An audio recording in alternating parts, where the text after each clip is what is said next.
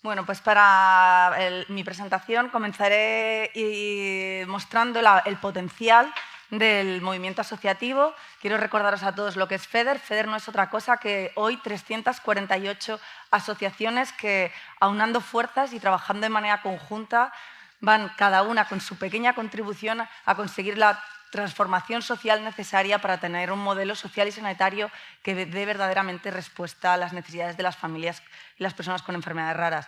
Y para ello, bueno, pues lo primero que hacemos el movimiento asociativo es identificar el problema. Primero, lo que hemos hecho durante todos estos años ha sido precisamente poner sobre la mesa cuál era el problema de las enfermedades raras. A continuación, lo que empezamos a hacer fue a trabajar de manera conjunta para proponer soluciones, de manera conjunta con todos los agentes involucrados, con los clínicos, con los investigadores, con la administración pública. Y ahora lo que somos es parte de la solución y estamos actuando de manera conjunta. Y es por eso que, en primer lugar, comenzamos ya en 2009, cuando identificamos el problema con el estudio de necesidades sociosanitarias, el primer estudio en serio, y que ahora recientemente se ha actualizado y, como se ha comentado mi compañera Lara, nos permite mostrar de nuevo los resultados, y es que todavía continuamos con una media de 4 años en la obtención del diagnóstico. Más de una tercera parte continúa esperando más de 5 años y una cuarta parte más de 10 años para obtener ese diagnóstico. Y podemos continuar con cifras como que solo un 35% de las familias se encuentra satisfecha con su situación diagnóstica. Pero esta no es solo la situación que encontramos en España, sino también esta situación la podemos encontrar en el resto del mundo.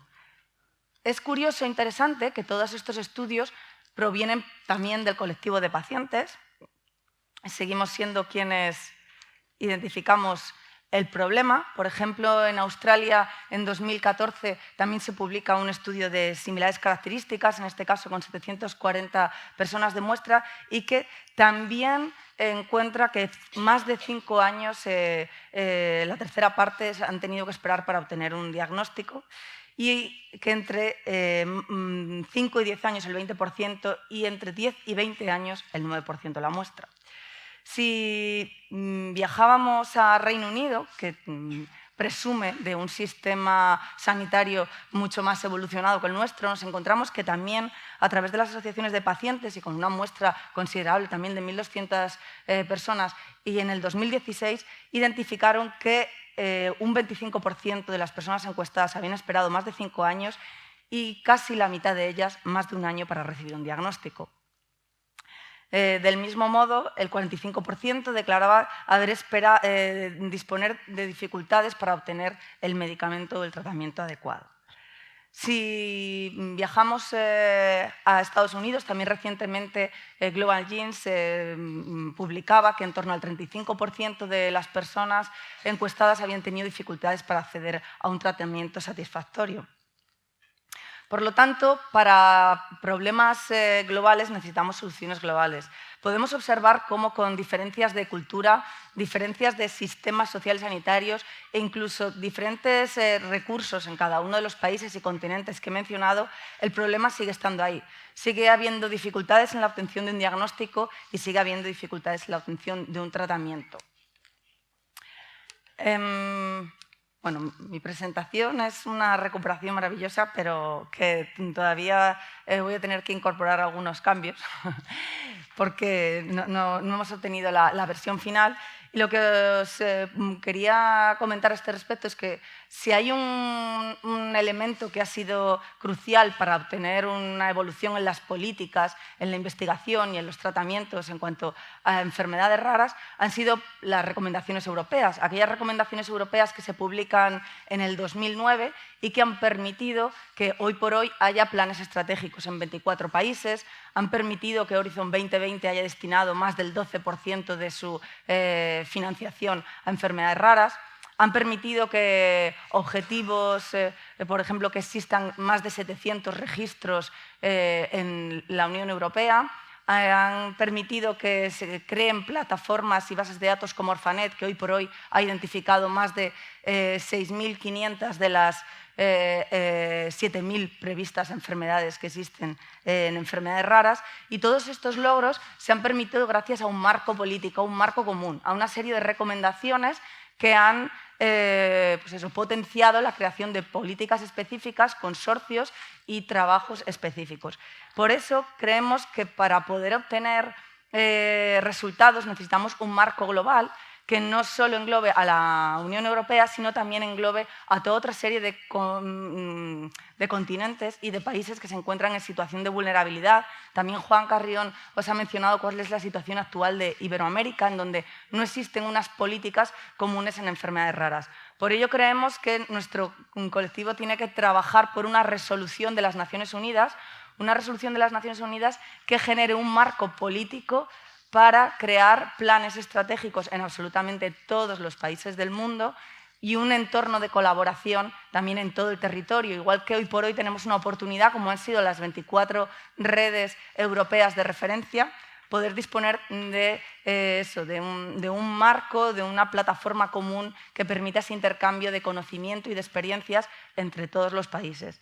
Porque si precisamente de algo hablaban también María del Carmen o Manuel, en torno a la situación autonómica y local que se produce en España, es que hay una situación de inequidad. Y la inequidad existe en España y la inequidad existe en el mundo. Y la única fórmula para poder garantizar que hay una equidad en el acceso al diagnóstico y al tratamiento en enfermedades raras es precisamente generar estas estructuras de intercambio de información, de intercambio de recursos, para que en aquellos puntos del mundo donde no existen recursos y tecnologías para poder atender las enfermedades raras, llegue el conocimiento y llegue la atención social y sanitaria necesaria. Y esa misma estructura que necesitamos a nivel mundial, a nivel europeo y a nivel autonómico para que aquellos puntos más desfavorecidos, las familias, puedan acceder a un tratamiento y un diagnóstico adecuado. Bueno, estos son los datos que os quería mostrar sobre el avance, ¿no?, y la evolución que se han producido en los últimos años gracias a que existía un marco común. ¿Cuáles son nuestras propuestas globales, ¿no?, ante problemas globales?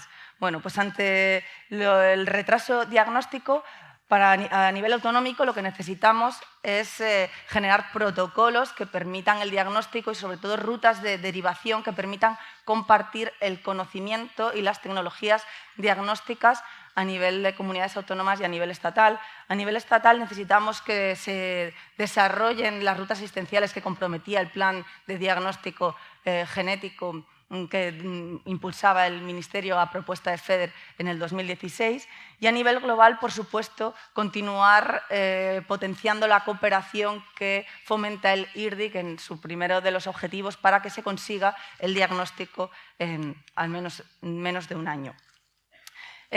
Somos conscientes de que el 72% del movimiento asociativo considera que la mayoría de sus problemas provienen del desconocimiento y para ello a nivel nacional queremos que se amplíe, ¿no?, el número de patologías que actualmente tiene el registro y sobre todo que cuando tengamos esos datos el paciente también pueda acceder a ellos. A nivel autonómico, que se continúe potenciando el conocimiento local, pero que también se contribuya a ese registro estatal que hoy por hoy tiene tantas dificultades para conseguir coordinación y compilación de datos. Y a nivel global, a nivel mundial, lo primero que necesitaríamos es que hubiera una definición común de enfermedades raras. Cuando hablábamos previamente de las recomendaciones europeas del 2009, en aquel momento no existía un consenso sobre la definición de enfermedades raras a nivel europeo, ni hoy por hoy existe un consenso sobre cuál es la definición de enfermedades raras a nivel mundial. Tendría que ser uno de los primeros retos que asumiese esa resolución de Naciones Unidas. Como mencionábamos, solo el 35% de los pacientes se encuentran satisfechos con su tratamiento.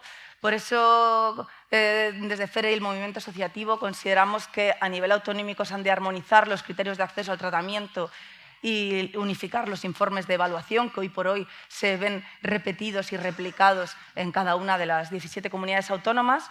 A nivel nacional, garantizar ese acceso de equidad, buscar fórmulas alternativas que permitan el acceso en equidad y ese plan de medicina de precisión del que nos hablaba María Carmen, que está recientemente presentado y publicada en la ponencia del Senado. Y a nivel global, pues, por supuesto, impulsar el objetivo también del IRDIC de desarrollar otras 1000 nuevas terapias en los próximos 10 años, para el 2027.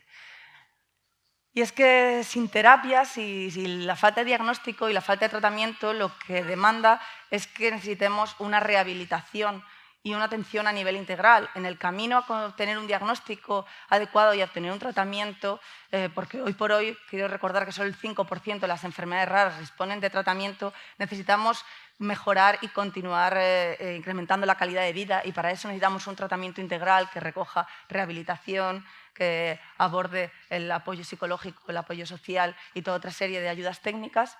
Y en este sentido lo que proponemos es impulsar un modelo de atención integral efectivo, una cartera básica y cartera complementaria equilibradas, y a nivel global, bueno, pues evaluar cuál ha sido el impacto social del diagnóstico y del tratamiento, de los avances en diagnóstico y en tratamiento, como propone el IRDIC, para que de ahí probablemente podamos obtener datos del valor que tiene todos los tratamientos rehabilitadores y complementarios que hoy por hoy sustituyen al tratamiento de las enfermedades raras.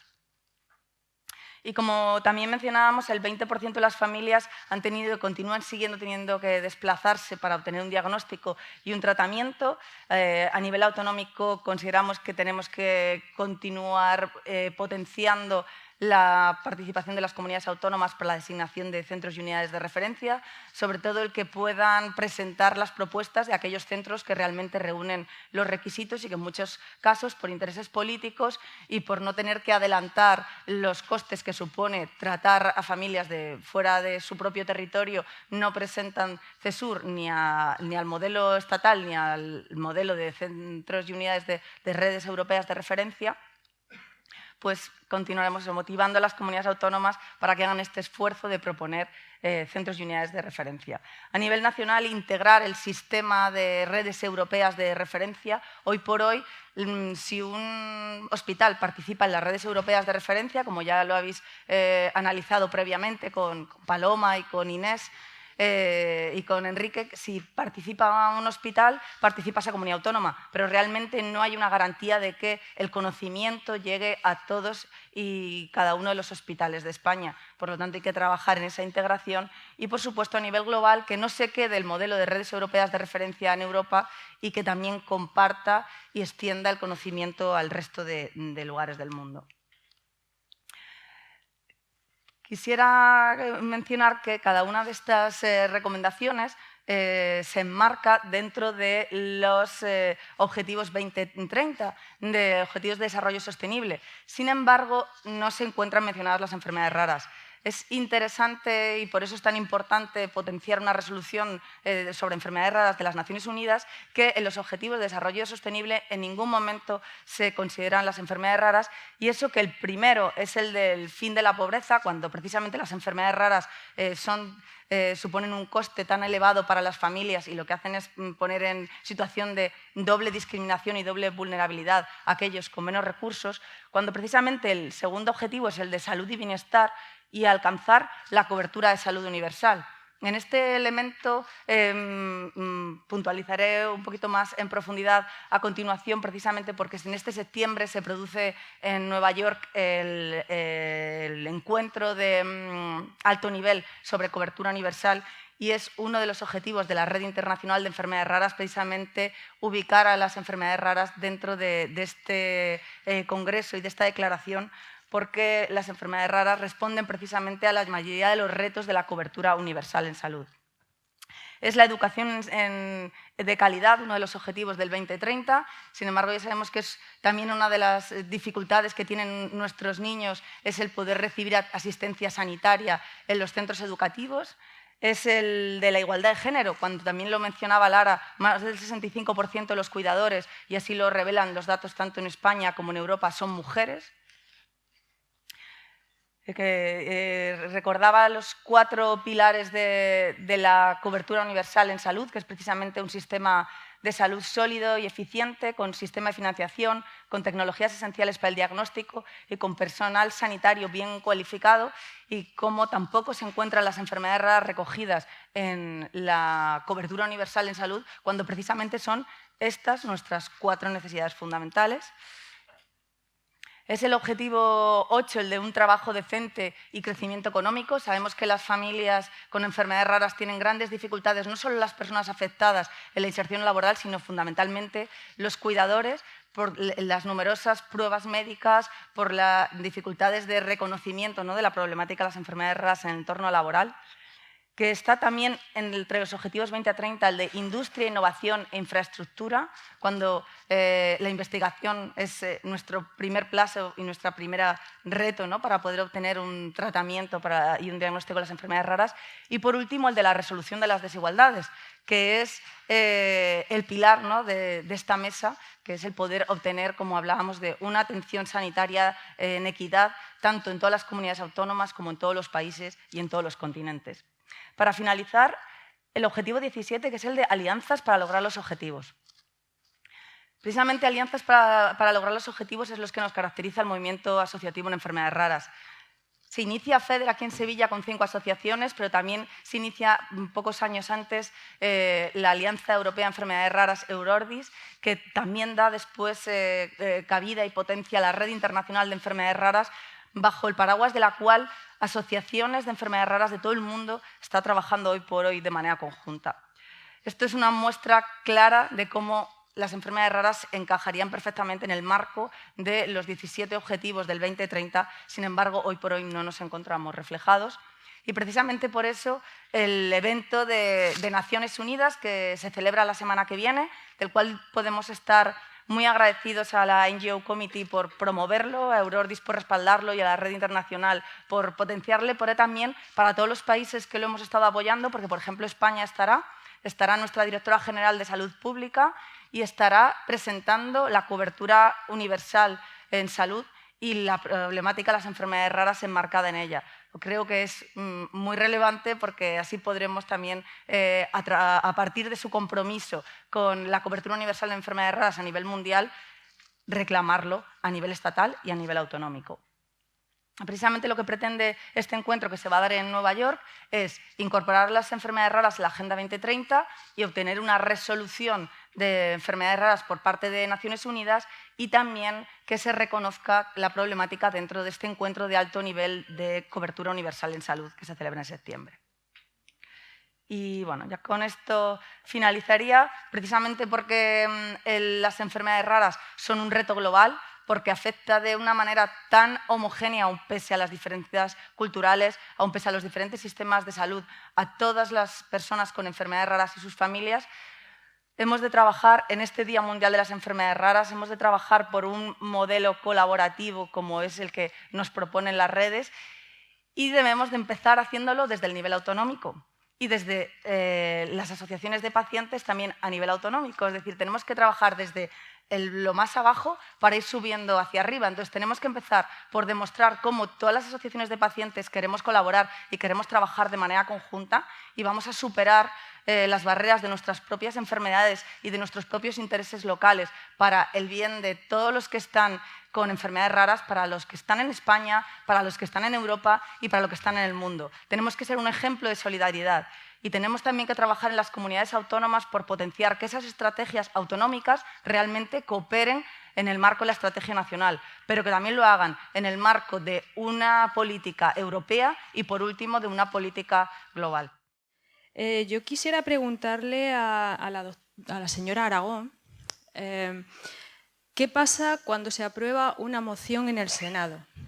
Todo esto va porque nuestra asociación tuvo la gran suerte de que conseguimos que en 2017 se aprobara por unanimidad de todos los grupos políticos una moción.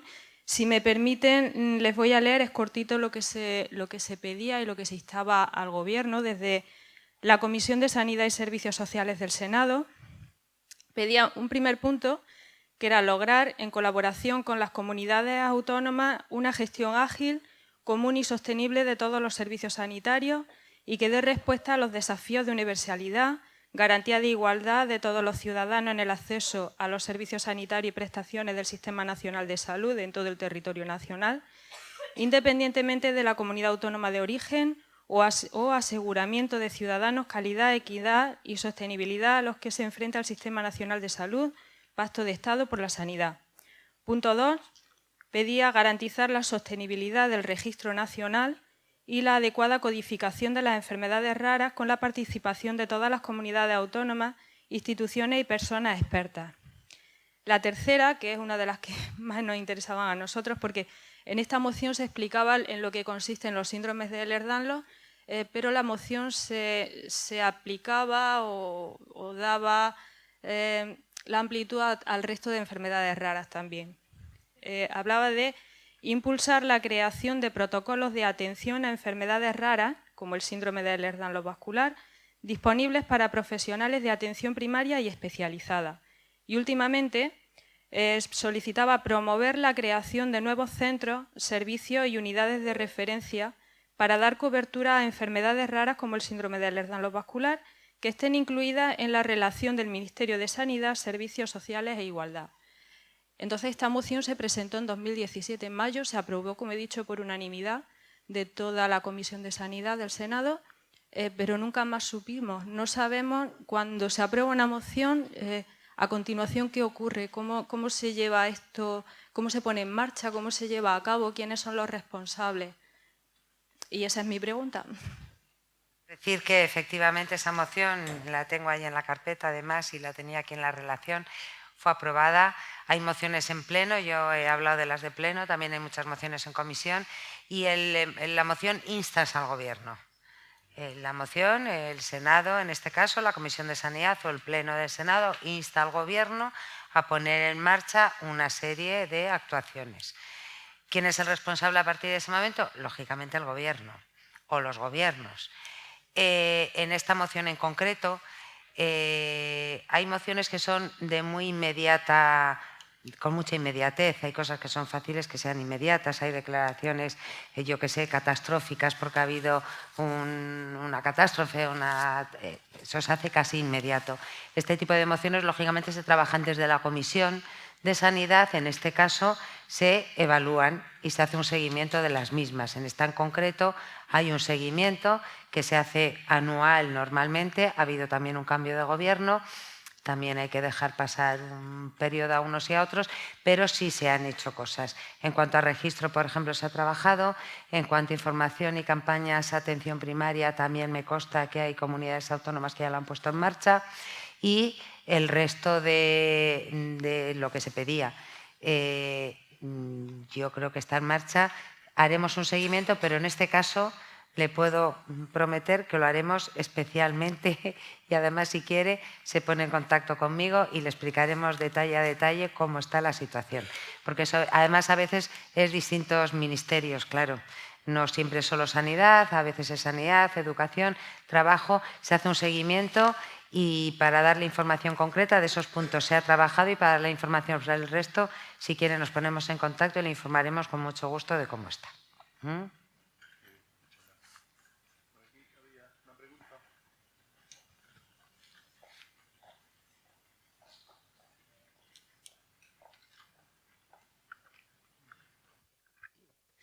Buenas tardes a todos. Bueno, yo más que una pregunta, me gustaría hacerle una petición a María del Carmen de Aragón. Yo llevo ya 18 años con la travesía del desierto de las que nos hablaba don Luis Cayo Pérez, y me gustaría hacer una petición. Y es, ya hemos abordado durante todos estos días diferentes problemáticas o déficits de los que nos encontramos las familias que tenemos enfermedades raras, ¿no? Empezando por el diagnóstico, la importancia de tener un diagnóstico. Y bueno, ahora yo ya estoy en la etapa de la transición a la vida adulta. Entonces no es una pregunta, y mi camino por todos estos congresos y todo el movimiento asociativo es porque después, cuando los niños llegan a 18 años, ¿qué hacemos con ellos?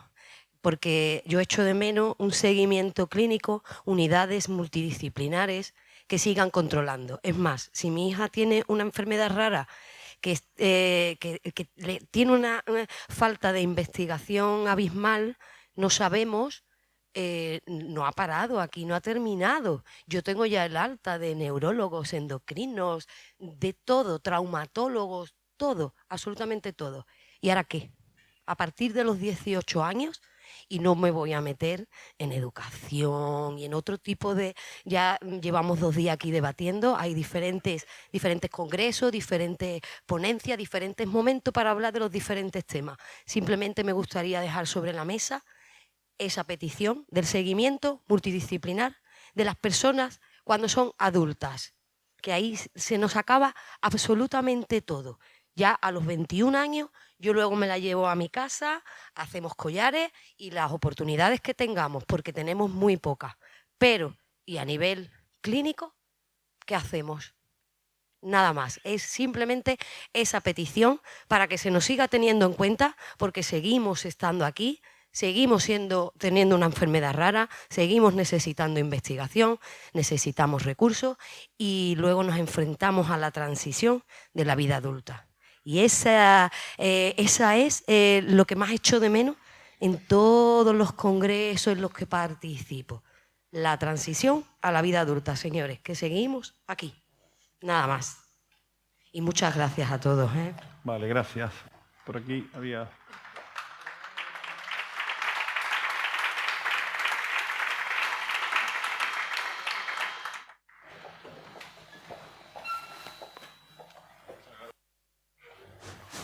Muchas gracias por las ponencias que hemos podido escuchar.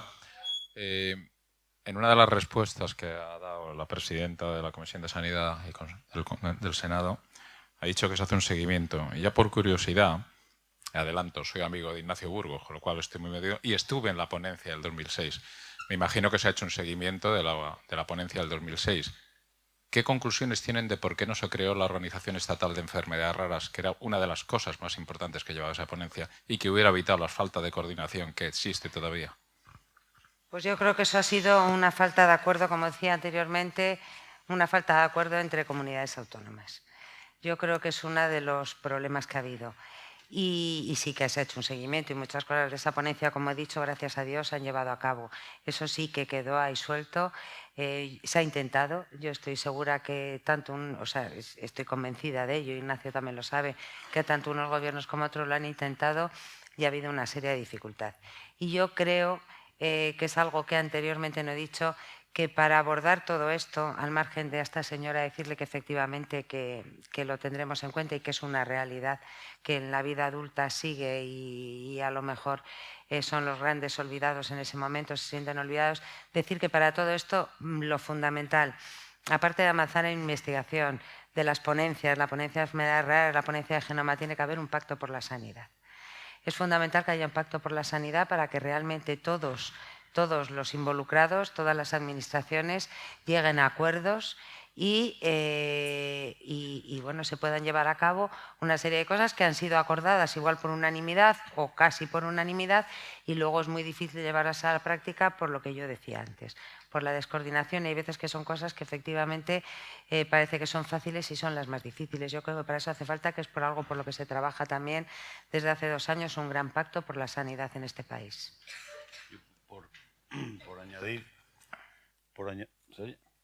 Por añadir un poco de frescura al debate, en España se está haciendo mucha política con la sanidad y muy poca política sanitaria. Y ejemplos hay cientos. He comentado antes de pasada el tema del calendario vacunal y el cribado neonatal. Son demandas continuas de la sociedad, continuas, y no se llevan a cabo. Estamos hablando de un pacto por la sanidad y no se termina de llevar a cabo. O sea, es que la sociedad civil, o sea, asociaciones, corporaciones, lo que es la sociedad civil, es que tendría que exigir con seriedad. No estoy hablando de manifestaciones, no estoy hablando de exigir con seriedad que los políticos, que además son... Me consta, porque cuando hablaba antes de Ignacio Burgos, me consta el trabajazo que hizo Ignacio Burgos. Estuvo aquí en varios congresos, ha estado Ignacio, ha hecho un trabajazo, que después se materialice todo eso. Y es que en España, aparte del modelo que tenemos, es que además hay inestabilidad política desde hace tiempo. Y esa inestabilidad política no ayuda a ese pacto, porque es un bucle y al final se termina de nuevo haciendo política con la sanidad en vez de política sanitaria. Entonces, y me consta también, porque el señor Aragón también estuvo aquí en el congreso anterior y estuvieron otros ponentes, y me consta que hay voluntad, pero cuando llega el momento clave, esa voluntad se queda detrás de otras prioridades que posiblemente sean igual de importantes, pero que no son tan efectivas como las que se piden, ¿no? Entonces creo que es una sociedad madura, la sociedad española, y que ya es hora de que se haga de verdad una política sanitaria en este país. Se ha hecho muchas veces Pacto de Toledo para el tema de pensiones, se han llegado a muchos acuerdos importantes, y creo que este es uno de los momentos en los que habría que llegar de verdad a otro momento importante del Pacto por la Sanidad. Yo les animo a la senadora a que ella encabece todo esto, porque me consta también de su capacidad. Yo también, solamente decir que antes decía, perdón Alba, que efectivamente en España somos muy críticos, cosa que es buena, porque así nos hace ser más peleones y conseguir más cosas, pero reconocemos muy poco las cosas. Yo creo que en España, si en algo se ha avanzado mucho en estos años, ha sido en materia sanitaria. Yo soy médico rural, empecé hace 33 años, y lo que yo viví hace 33 años, tanto en asistencial como en farmacéutico, en terapéutico, en diagnóstico, con ahora, es abismal, y seguimos avanzando. Entonces creo que al final, aparte de todo, se hace política sanitaria también. Se hace política con la sanidad, cosa que no es bueno, pero se hace buena política sanitaria, aunque, lógicamente, con muchas deficiencias que tiene que haber y siempre habrá. Quisiera comentar que se ha hablado de hacer seguimiento de la ponencia marco del Senado del 2007, y se ha hablado de hacer seguimiento de mociones aprobadas como la de 2016, pero lo que no hemos hablado es de hacer seguimiento de una Estrategia Nacional de Enfermedades Raras, que en el 2009 se publicó una Estrategia Nacional de Enfermedades Raras que se actualizó en el 2014, pero que en el 2019 no se ha vuelto a revisar, ni se ha vuelto a actualizar, ni se ha vuelto a reunir el comité de seguimiento de la estrategia. Posiblemente por la inestabilidad política, pero también posiblemente porque el comité de seguimiento, lejos de componerlo cargos, lo componen personas. Entonces, claro, ¿dónde estarán todos aquellos que componían el comité de seguimiento de cada una de las comunidades autónomas? Es importante que se revise cuál ha sido el impacto de la estrategia 10 años después, qué es lo que se ha avanzado de todas aquellas recomendaciones que recogía la estrategia, y que en base a esos impacto y a ese avance se pueda activar y activar el comité de seguimiento, y cuando tengamos un comité de seguimiento con cargos de cada una de las comunidades autónomas que puedan tomar decisiones en cada una de las comunidades autónomas y los planes autonómicos en el caso de que los tengan, entonces se pueda reactivar la Estrategia Nacional de Enfermedades Raras. Porque en la Estrategia Nacional de Enfermedades Raras se recogen toda una serie de recomendaciones que además parten de las recomendaciones europeas, pero que hoy por hoy le faltan indicadores claros para poder hacer seguimiento, le falta un plan de actuación anual, le faltan responsables, y aunque tenemos un presupuesto que podemos estar orgullosos porque la Estrategia de Enfermedades Raras es de las pocas que tiene un presupuesto, pues claro, es 1 millón de euros anual que se reparte en las 17 comunidades autónomas para proyectos de sistemas de información por volumen poblacional. Entonces, bueno, es importante, y a partir de la mención que hacía Manuel sobre tener como un órgano nacional de trasplantes que tiene, desde luego, una financiación muy por encima de 1 millón de euros anual, que podía ser un órgano nacional de enfermedades raras y de coordinación de esa estrategia, y sobre todo de coordinación de las estrategias autonómicas, porque no necesitamos 17 comunidades autonómicas, sino que necesitamos es que la estrategia nacional se desarrolle a nivel autonómico y de manera coordinada. Entonces, bueno, creo que es un interesante reto de cara también a este Día Mundial el poder proponer la revisión del impacto de la estrategia 10 años después, y que se actualice y se reactive el comité de seguimiento con cargos capacitados para la toma de decisiones en cada una de las comunidades autónomas.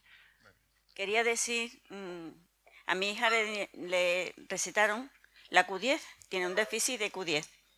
Entonces, fuimos, el médico no la podía recetar y dijeron que eso era un producto de belleza. Entonces, seguimos tomando Q10, pero se la hacen en el hospital. ¿Qué remedio tenemos? No tienen los mismos componentes, por supuesto. Que le hacen en el hospital, dice. Sí, Sí, pero ahí- no tiene los mismos componentes que la que se compra, por ejemplo. Bueno, supongo yo, eso ya los farmacéuticos sabrán si tiene el mismo componente, ¿no? Supongo No. que sí. Hay tratamientos que son meramente hospitalarios, otros son en despacho de farmacia. Según lo que entre en las cartas, es verdad que hay mucho de cosmética y de cosas, como decíamos anteriormente, que no está financiado y que hay para enfermedades que debería estar financiado. Pero no tiene la misma reacción. Le hace más efecto. ¿Qué? Q10, que no tiene la misma... Es que yo ahí No. sí que no le puedo decir si es lo mismo o no es lo mismo. Yo ahí sí que no El le efecto, puedo... el efecto no es el mismo. El Ella efecto no reacciona, es el mismo. reacciona mucho mejor. Lo que habría que ver es cuál es la fórmula que tiene Claro, lo que le hacen en el no lo hospital sé. y compararla con la fórmula del Q10 que usted dice. O sea, así, sin más, no. Sí. Vamos, yo creo que no podríamos dar una no lo opinión sé. sin saber exactamente qué composición tiene desconozco. un producto y qué composición tiene la fórmula. ¿eh? Que una lleva aceite y la otra no lleva aceite. Sí, pero no es así de simple. Sí, Pero será bien, tan yo fácil, le entiendo. Si quiere, en cualquier momento le podemos comentar ahora esto. Si quiere, además, está aquí Teresa también, que nos puede ayudar. Ahora después. ¿De acuerdo? Muy bien. ¿Por aquí había otra pregunta?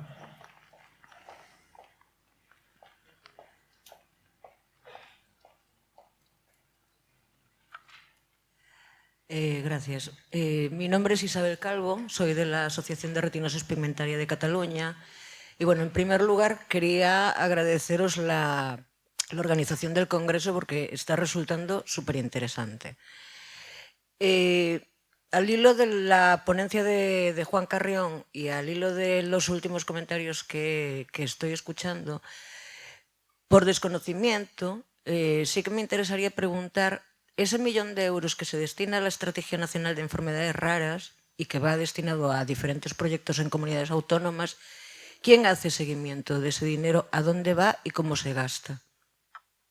Sí que se hace seguimiento desde la Subdirección General de Calidad e Innovación, porque son, vamos, que lo podrán encontrar, pero son unos proyectos vinculados con sistemas de información de las comunidades autónomas. Se presenta el proyecto y a continuación se presenta la memoria y es una vez que están desarrollados los proyectos que se financian.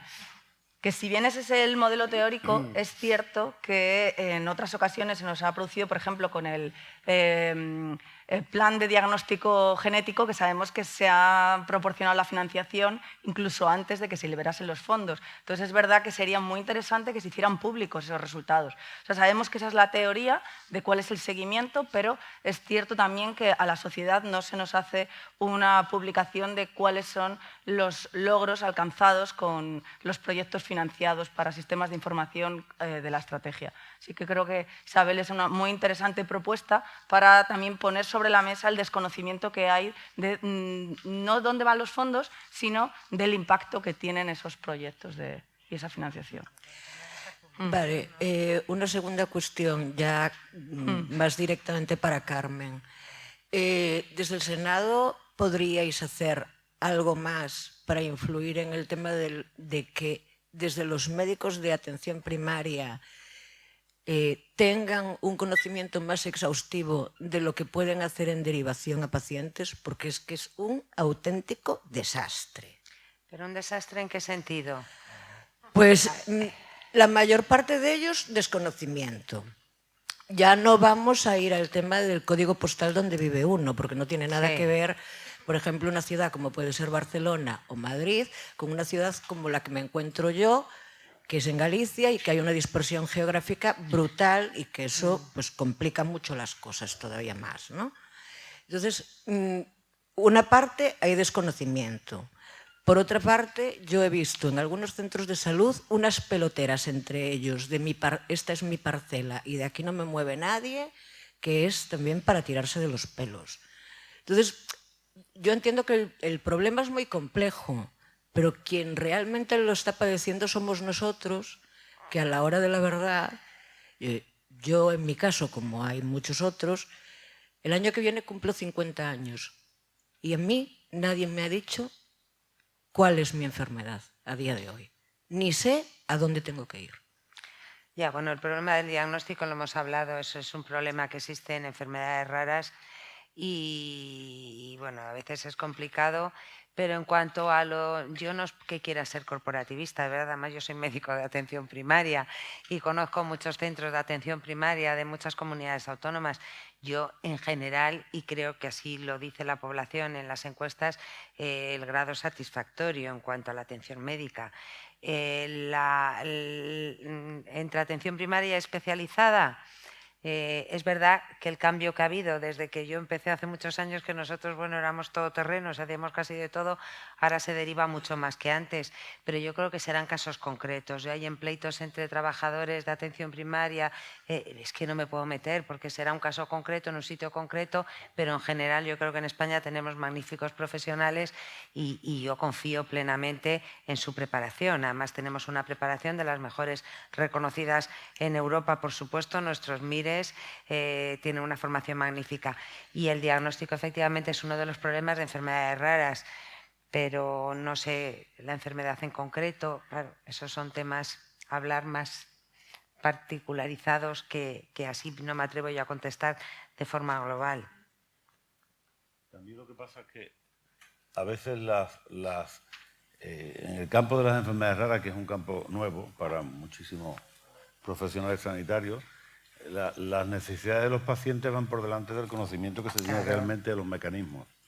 Entonces, a veces los problemas de derivación, esos problemas vienen por falta de conocimiento, porque posiblemente sea la primera vez que se llegue a ese caso, posiblemente.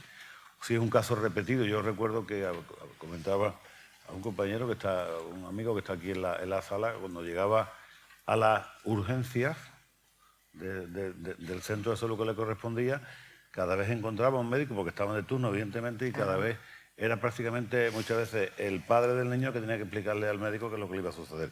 Pero no por desconocimiento ni por falta de profesionalidad, justo lo contrario. O sea, el profesional sanitario, el médico o la enfermera, se desvivían por encontrar una solución, pero si es la primera vez que te lo encuentras, eso quiere decir que es muy complicado saber instantáneamente qué es lo que tienes que hacer.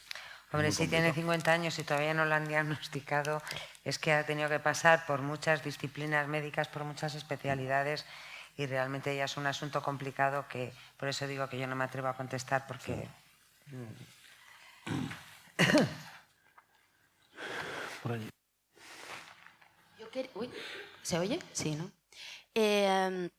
Carmen, yo quería agradecerle que haya venido porque en los tiempos que corren, que venga un político a un congreso de este tipo donde los pacientes hacemos preguntas, ¿no?, sobre las necesidades y demás, yo le agradezco la verdad que venga.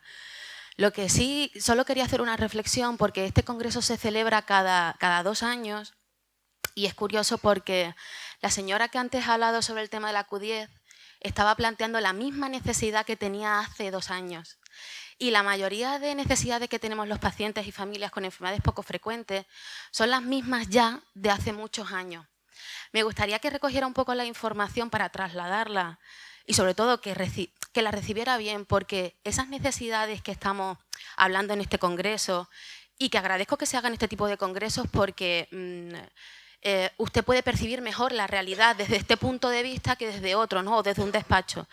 Pero creo que es momento de que esas necesidades vayan cumpliendo objetivos y no se queden tan paradas, porque estoy viendo que seguimos con las mismas reivindicaciones. Hay una Federación Española de Enfermedades Raras que está trabajando y sigue trabajando. Sé que hay colaboraciones, sé que hay alianzas, sé que hay escucha, sé que hay empatía, obviamente, y más cuando se habla de nuestros casos. Pero tiene que saber también que no se están cumpliendo ciertas cosas. Y digo una cosa además, la mayoría de peticiones de pacientes con enfermedades raras, no hablamos de solo nuestras necesidades como colectivo, son de personas, de pacientes, que son necesidades globales incluso muchas veces. La sanidad no solo son necesidades específicas para el colectivo de enfermedades raras, no, son para todos los pacientes que el día de mañana pueden acceder al Sistema Nacional de Salud. Y bueno, yo solo decirle eso, que veo que está todo bastante estancado y que reciba esa información. Ya está.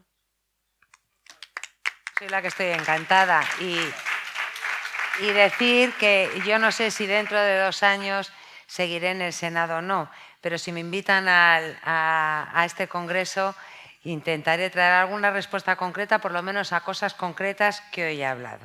Y entonces sí que me sentiré, bueno, mucho más feliz. Ven, la última, por favor. Venga.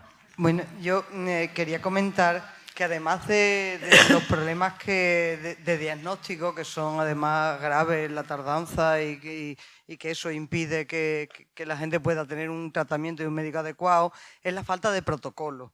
Porque es que incluso cuando tenemos ya el diagnóstico, y lo tenemos desde hace mucho tiempo, pues muchas de estas enfermedades son además pluripatológicas y dependemos de más de un especialista. Y por desgracia también hay conflictos corporativos, ¿no? entre médicos, y no sé por qué, pero no se ponen de acuerdo, no hay un modelo tampoco para establecer un protocolo claro de derivación, quién te tiene que llevar y dónde tienes que ir. No hay estos centros de referencia, no hay equipos especializados, multidisciplinares, que además es como tendrían que funcionar en muchos casos para dar la respuesta que los pacientes necesitamos, no la que está establecida por la historia, ¿no? en la estructura médica, sino que los pacientes pluripatológicos pues necesitamos también otro tipo de respuesta. Y después, por otro lado, quería decir también que, desde luego, confío muchísimo en los profesionales médicos que tenemos.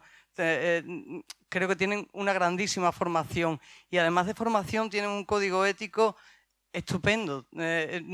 A veces el problema no está en ellos, sino en el sistema, en la gestión del sistema y en cómo los aprietan. Por ejemplo, una de las cosas que no se puede consentir es la poca estabilidad laboral que tienen nuestros médicos. Es que cambian por día, es que ya tienen contratos por día. Eso no hay manera de que puedan abordarlo, y menos en estas enfermedades que se necesita muchísima especialización.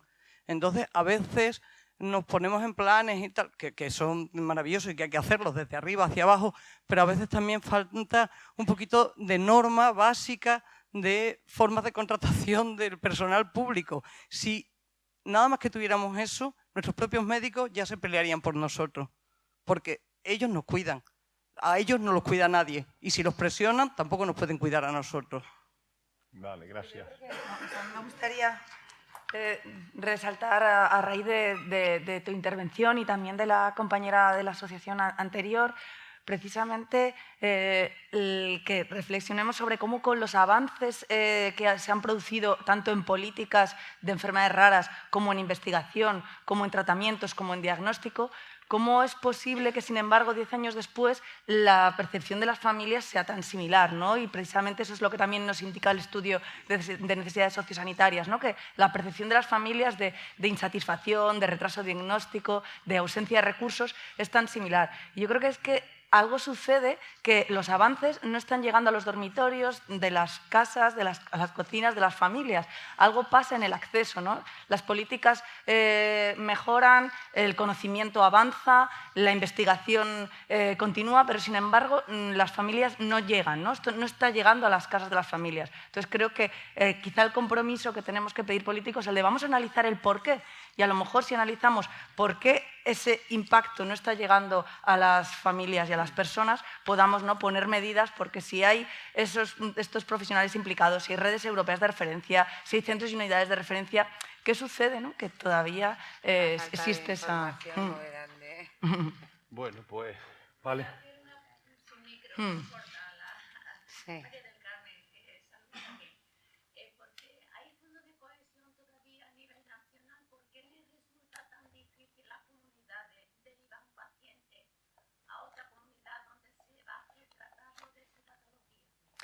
Hay casos, porque se han aprobado un montón de convenios, además lo digo de primera mano, Sí. ya a título personal también, un montón de convenios entre comunidades autónomas.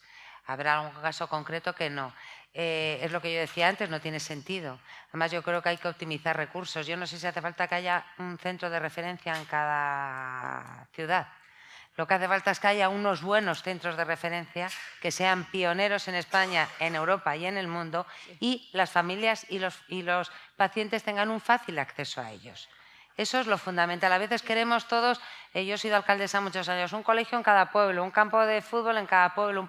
Es absurdo. Un buen centro de referencia o unos buenos centros de referencia que sean pioneros, y la facilidad y el acceso.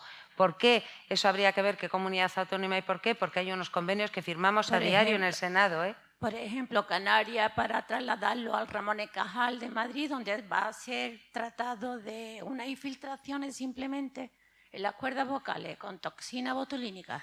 Ha sido diagnosticado en Canarias y ese señor, ese especialista, penalizan o yo no sé, Sí. tienen prohibido los profesionales de No. cierta unidad a ellos derivar a esos pacientes, profesionales no tienen porque prohibido- simplemente tienen que pasar por el centro de admisión y el centro de admisión lo trasladan automáticamente centro de referencia. a su centro de referencia. Sin y problema. se llevan 3 y 4 años esperando ese Uf. traslado.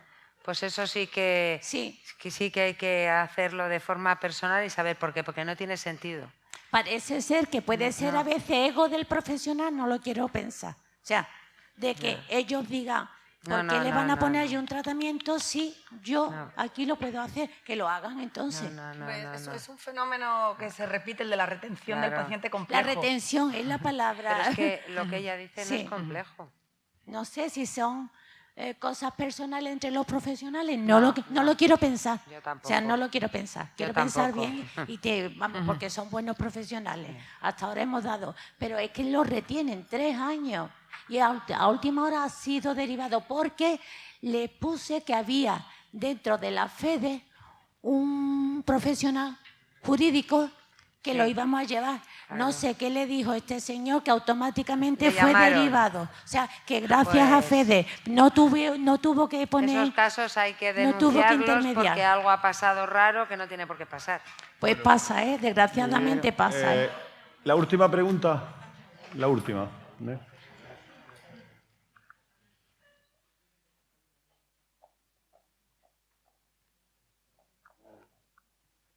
Buenas, soy Antonia de la Asociación Aidisia, una asociación de familias con niños con enfermedades neurodegenerativas.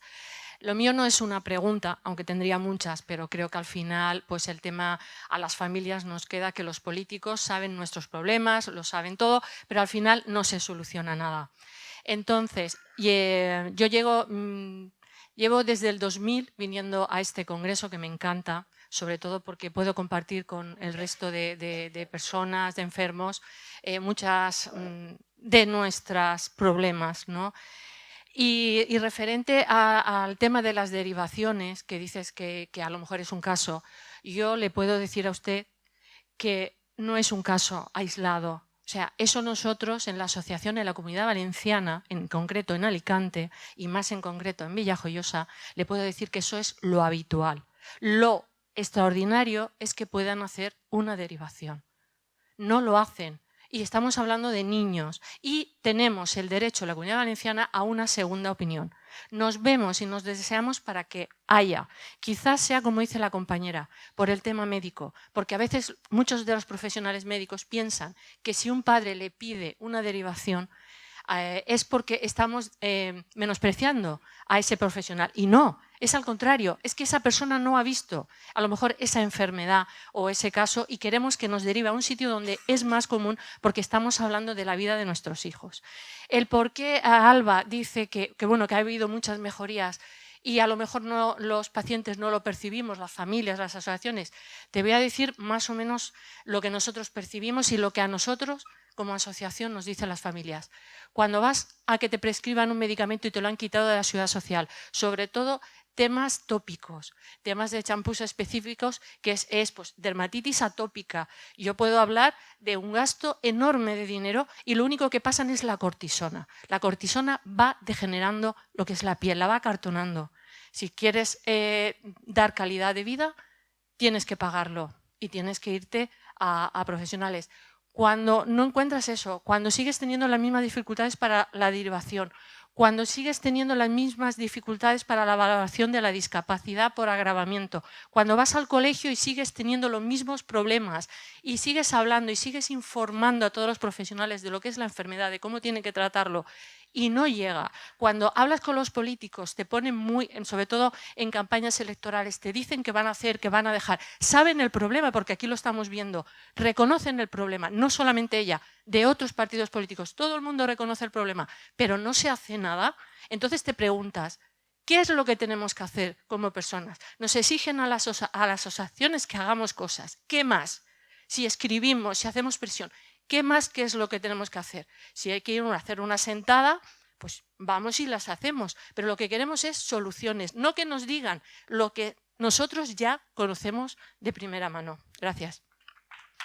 Muy bien. Pues ya queda, primero, dar las gracias a los ponentes, como es lógico, y por estar aquí y darnos sus opiniones. Después pedir perdón a las personas que padecen enfermedades raras por lo pacientes que son, con una sociedad que quizás no es capaz de dar respuesta tal como vemos a la demanda que se tiene.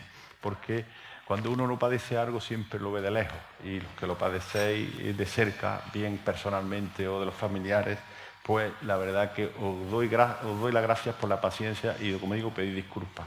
Y en tercer lugar, para todos aquellos que estamos aquí, que no tenemos ni ningún familiar ni nadie con enfermedad rara, ni la padecemos, pues decir, como dice el lema del Congreso, que transformemos en un desafío personal el proponernos todos y cada uno de nosotros el impulsar políticas comunes para tratar las enfermedades raras. Yo creo que si de este Congreso conseguimos esto, pues habrá valido la pena asistir, participar en él y que siga manteniéndose durante muchos años.